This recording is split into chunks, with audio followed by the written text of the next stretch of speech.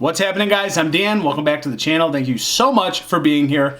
We're diving back into more craft beer, and today it's coming from Three Floyds, and this is actually a collaboration brew between them and Jinx Proof Tattoo, which I believe is in Washington, D.C. I believe they've done this beer before. I believe it was, I don't know, originally done in like 2019, maybe sooner. Maybe it was a beer that was a collab from, a decade or two ago. I'm not quite sure, but I think it's most relevant within the last 4 or 5 years. I have never had it. It's brand new in Northern Michigan distribution, so when we see the new Three Floyds beer, guys, we try to grab it, we try to review it because it's fun to get our hands on all these new beers all the time. So not your awesome category that we always love so much, the IPAs, the DIPAs, the NEPAs, the stouts. This is just a lager. So we have the Three Floyds Jinx Proof Lager coming in a little bit heavier, 5.7% ABV. Typically a lager, you'd think of 5%, 5.5 at most, but this one a little bit souped up. On the side, we have a crisp, pale, and refreshing lager with light malt sweetness and plenty of noble hop notes. So we will see, guys. This is fresh.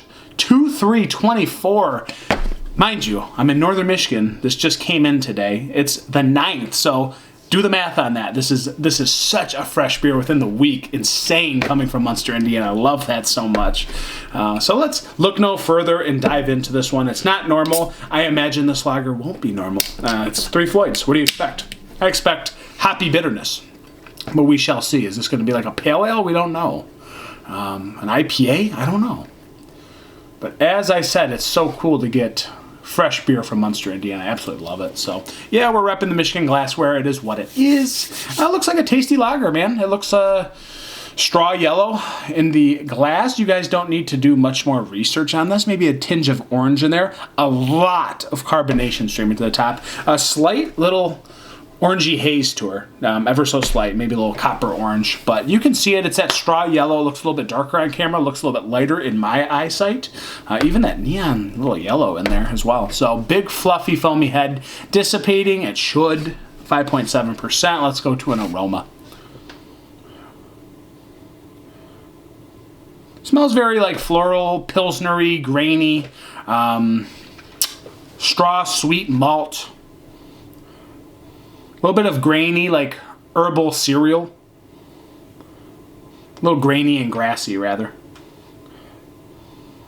But it's got this slight little bit of citrus underneath, like a dank tangerine. A little bit of lemon. A little bit of honey grapefruit.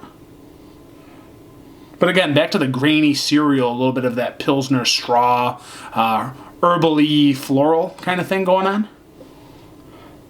Smells really good. It's got a little bit of sweetness popping off the top, a little bit of fruitiness, but again, slight malty undertones, a little bit of grain, a little bit of earth. Well, let's dive in. Let's not keep smelling it, guys. You guys are bored with that. So let's check it out. Jinx Proof Lager, brand spanking new. Cheers.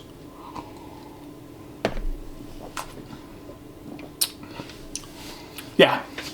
As anticipated, a little bit heavier, that ABV showing a little bit, as in the body. The body. I don't know why I'm putting a T there. It's in the body. It's thicker. It's a little bit more heavy, and it weighs down your palate a little bit, but it is still crisp. It's got this herbally floral undertone that just mixes with the grainy cereal vibe, definitely coming through strongly.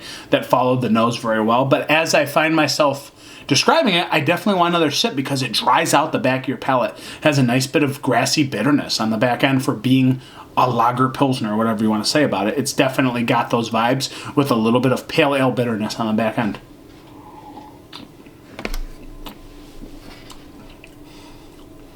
Yeah, I mean, you don't have to dig too much. Again, it's got the spicy herbal notes that you get in a lot of pilsners.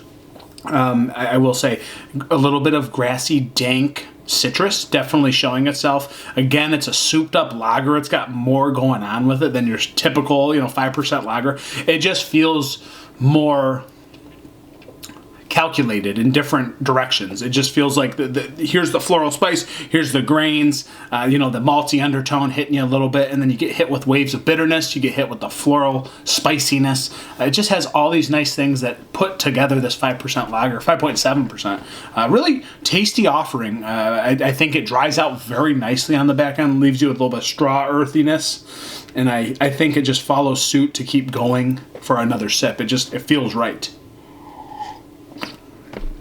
Undoubtedly crushable. It is on the sweeter side in the front and middle. Again, a little bit of honey showing itself on the undertones.